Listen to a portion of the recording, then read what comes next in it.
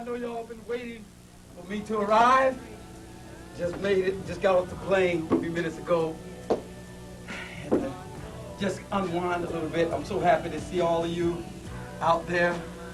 Everyone who supported me down through the years concerning my protest, supported me as I done all of these wonderful things for all of us, white people, black people, all humanity. We are one in America. All right. Now I got to bring in some of my speeches here that would bring you up to where I'm heading in Memphis, Tennessee. Good to see this vast crowd out here in Memphis, Tennessee. I love all of you. You've been so kind to me, and you've been so supportive all through the years. In the civil rights movement, there have been a change in the boycotts. There have been a change in nonviolence. I see it's a lot happening here, and I feel rewarded by that Nobel Peace Prize that they gave me on yesterday. It's been very, very rewarding to have such an honor. All right. Got to bring in something here with tie in so much of what's happening across America.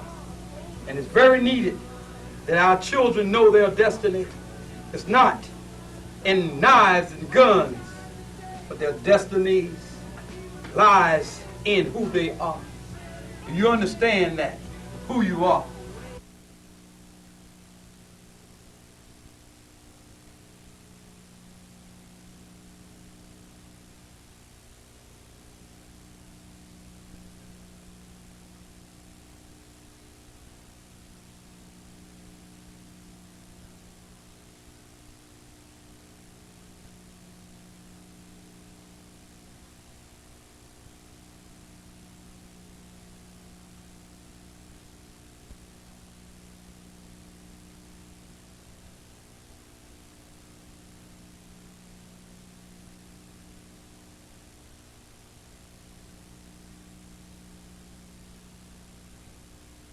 But I never think I'll stop loving you. No, I never could or did. Just remember to keep the gates open for a person like me and never forget your family tree. Rest in peace, my boy. I love you a lot. And remember, this comes from your uncle's heart. You in my heart, a soldier, even though you cannot walk. You came this way, never had a chance to stay. But one day you will take me by the hand, and we both will stand side by side in this holy grace.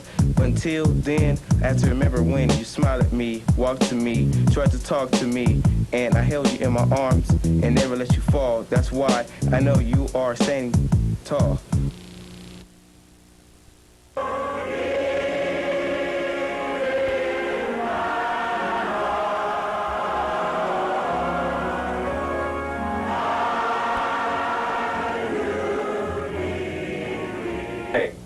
No black folk in the front. Please move to the back of the bus. Lady, no black people in the front of the bus. Please move to the back of the bus. I'm not moving. Move to the back of the bus now.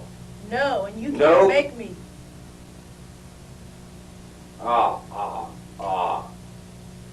Colored people in the back of the bus. I'll have none of this. I'll sit wherever I want to sit.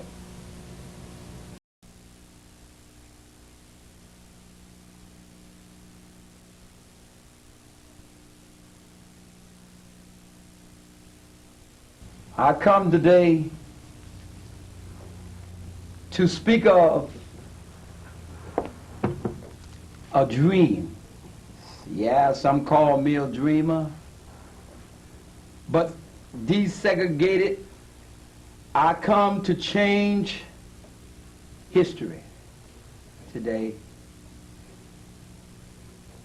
I have a dream that my 4 little children will one day live in a nation where they will not be judged by the color of their skin, but by the content of their character. I have a dream today.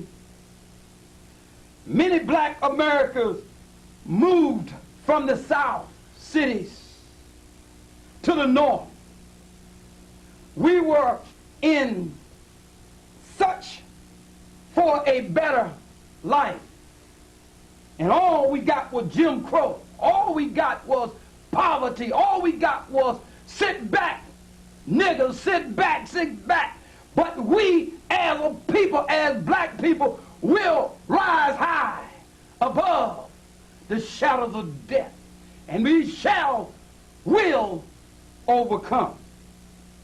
I'm talking about the other day, we realized that in Chicago ghettos, there was poor blacks in the black areas and how they was treated like slaves.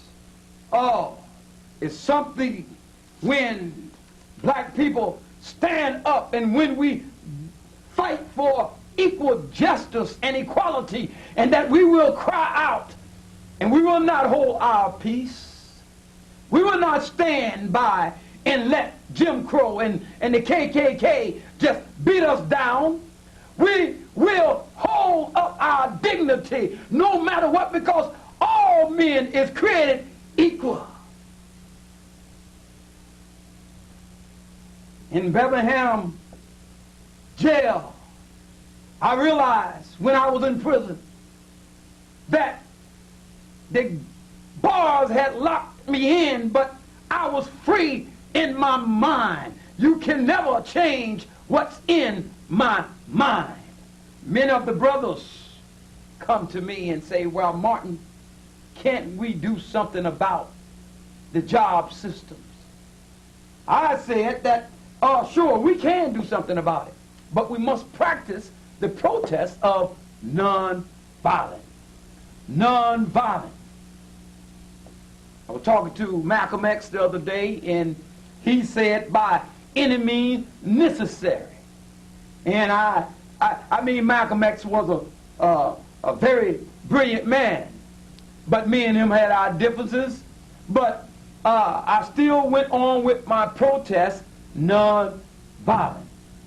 How can two walk together except they agree? Now, as I continue this speech to all of you that are listening to me, Dr. King, Martin Luther King, many said to me, say, well, why don't you quit the protest?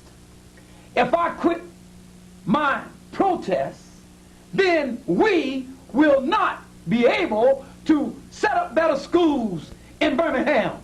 We'll not be able to come against the police force who's sicking dogs on our kids, hurting us as though we are second-class citizens. And we will march for jobs. We will march until equal justice is given. I have a dream that one day my 4 little children will live in a community where they will not be judged by the color of their skin, but by the contents of their character. I have a dream. I have a dream tonight. All right, now, concerning the Civil Rights Act. Okay, this is a historical moment. All right, we realize that many of our leaders have been dehumanized, mistreated. Justice was not given. They sick dogs on us.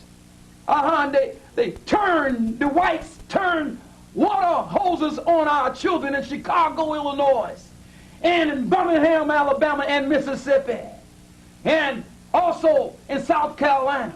It's a whole lot of hatred, but hatred will crush the earth, because hatred is something that will destroy all people.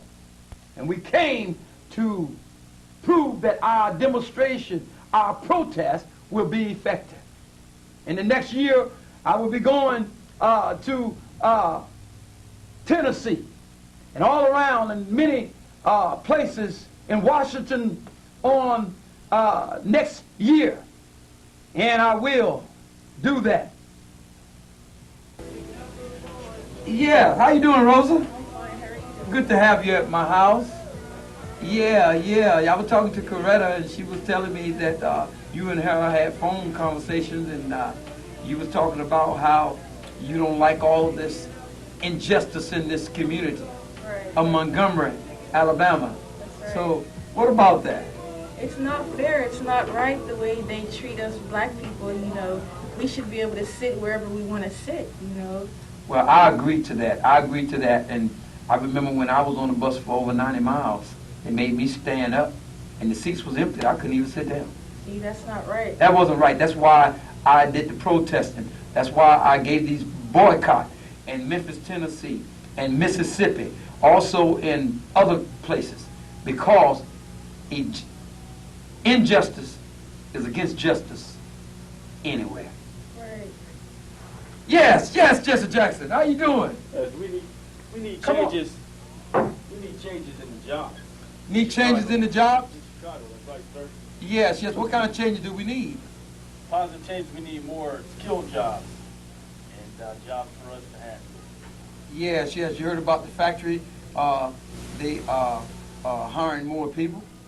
Well, we need to get in there. Then that'd be great for us. Yes. It was hard because I tell you, we're laying a lot of black people off. They laid over 1,500 people off the last 3 weeks. 1,500. Imagine they can't even feed their family. You know, we don't have enough grain. I mean, we rice shortage. I mean, we don't have enough. I mean, the president have also, President John F. Kennedy, he have ordered that the United States will give all poor people, especially black people, canned goods and meat. They call it a surplus. And I thought that was very nice of President John F. Kennedy and Robert Kennedy to look out for the poor people and the poor white people as well. Yes, how you doing, Ralph? How you doing, Marty? Oh, good to have you at my home here. Yes, in Atlanta, Georgia. How's everything going? Oh, I have some great news. What news do you have? The Bush boycott worked. It worked? They gave us rights.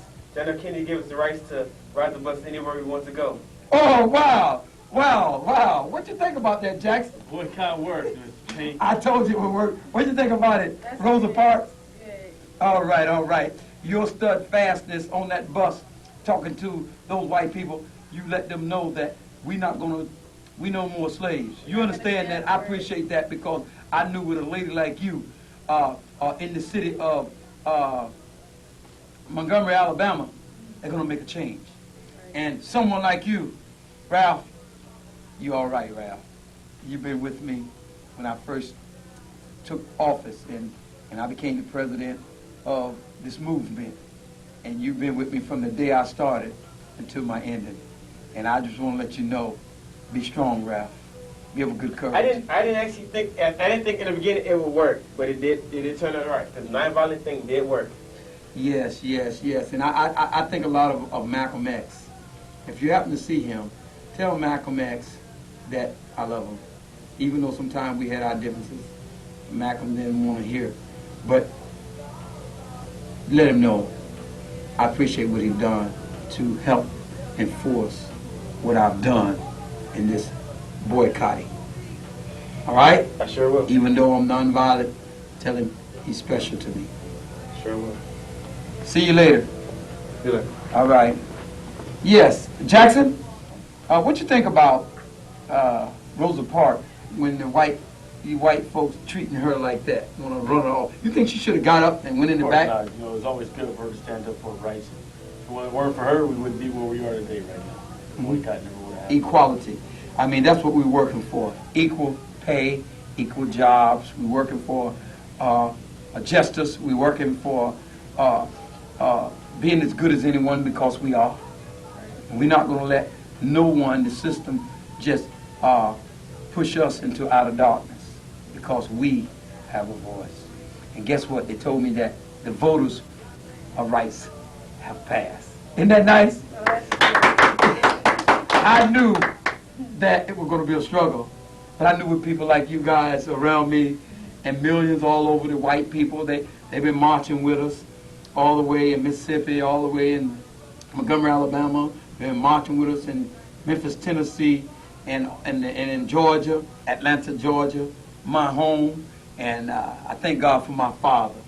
My father been the backbone of this ministry. He have helped me through many hard tasks. And Dad, I love you. Always will love you. Mom, thank you for permitting me the truth. You gave me the truth, and I became the truth.